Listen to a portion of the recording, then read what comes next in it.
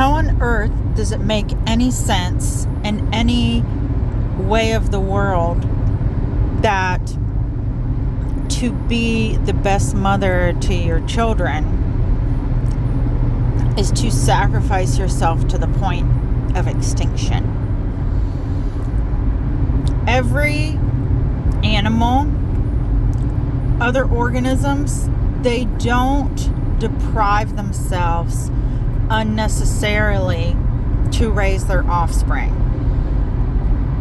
The bear, if it is pregnant and there are not enough resources, if the bear is not having enough resources, the body will reabsorb the fetus back into the bear's body.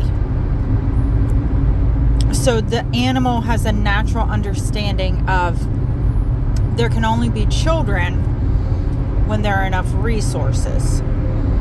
And when you are not allowing yourself to have resources, to be resourced, then you set yourself up in a state of deprivation that is very unhealthy, both for you and your children. You're hoping that your deficit will create more for them, but what ends up happening is each has less. Instead of you taking your resources, time, all of those things to be given to your child, no, what ends up happening is you have less and they have less. It's a net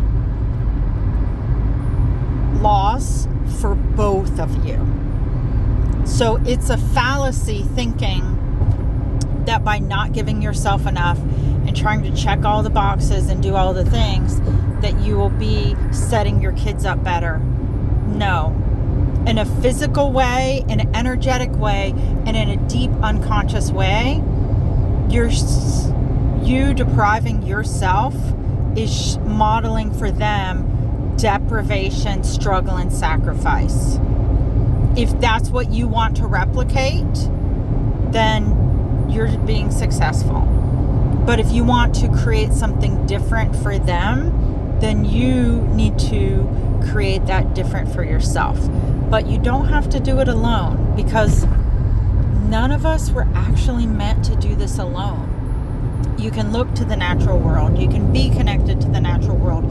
You can pour into your community, to your friendships, to your relationships. No one does it alone. Capitalism would love for us to do it alone. Modern day society is set up. Keep left to stay on I-385 South.